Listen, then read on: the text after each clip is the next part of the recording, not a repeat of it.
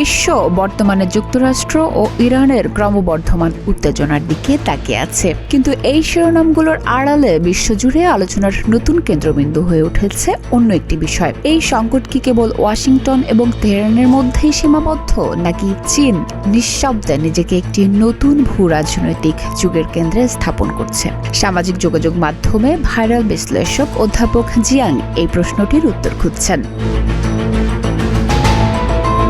ইউটিউবে আপলোড করা এক দীর্ঘ ভিডিওতে অধ্যাপক জিয়াং নিজস্ব মতামত তুলে ধরেন। যুক্তি ও তথ্য প্রমাণ উপস্থাপন করে তিনি বলেন, ইরান যুক্তরাষ্ট্র সংকটে চীন কোনো সরাসরি পক্ষ না নিয়ে বরং এটিকে তার প্রভাব বিস্তারের কৌশলগত সুযোগ হিসেবে ব্যবহার করছে। গত 15 বছরে চীন অবকাঠামো বিনিয়োগ এবং প্রযুক্তি বাণিজ্যের মাধ্যমে আফ্রিকায়, দক্ষিণ চীন সাগরে এবং মধ্যপ্রাচ্যে তার শিকড় গভীর করেছে, যেখানে একসময় যুক্তরাষ্ট্রের একচ্ছত্র আধিপত্য ছিল। চীনের অর্থনীতির চালিকা শক্তি হল মধ্যপ্রাচ্যের জ্বালানি। চীনাদের উৎপাদন ও পরিবহন ব্যবস্থা মূলত এই অঞ্চলের তেল ও গ্যাসের উপর নির্ভরশীল। তাই এই অঞ্চলের অস্থিতিশীলতা চীনের অর্থনৈতিক প্রবৃদ্ধির জন্য বড় ঝুঁকি।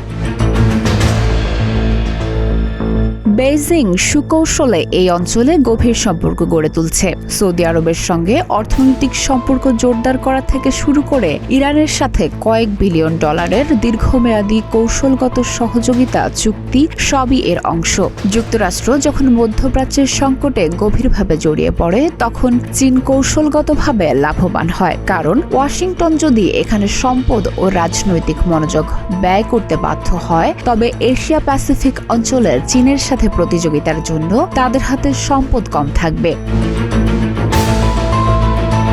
পর্দার আড়ালে আসল লড়াইটি চলছে অর্থনীতির ময়দানে। কয়েক দশক ধরে তেলের বাজারে মার্কিন ডলারের আধিপত্য ছিল, কিন্তু চীন এখন নিজস্ব মুদ্রা বা বিকল্প পেমেন্ট সিস্টেমে লেনদেনের চেষ্টা করছে। যদি চীন মধ্যপ্রাচ্যের জ্বালানি নেটওয়ার্কের ওপর নিয়ন্ত্রণ বাড়াতে পারে, তবে তা বিশ্ব অর্থনীতির ভারসাম্য বদলে দেবে এবং আমেরিকার আর্থিক প্রভাবকে দুর্বল করে তুলবে।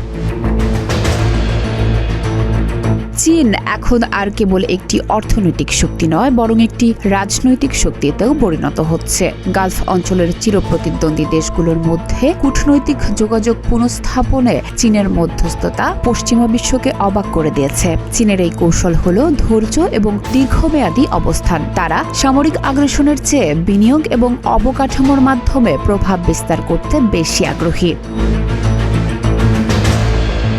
সামরিক শক্তি আজও গুরুত্বপূর্ণ, তবে 21 শতকের প্রভাব এখন নির্ধারিত হচ্ছে সরবরাহ ব্যবস্থা, প্রযুক্তিগত পরিকাঠামো এবং আর্থিক কাঠামোর ওপর। চীন ও যুক্তরাষ্ট্রের এই গোপন ভূ-রাজনৈতিক দাবাল লড়াই শেষ পর্যন্ত কোথায় গিয়ে থামবে, সেটি বিশ্ব ব্যবস্থার রূপ নির্ধারণ করবে।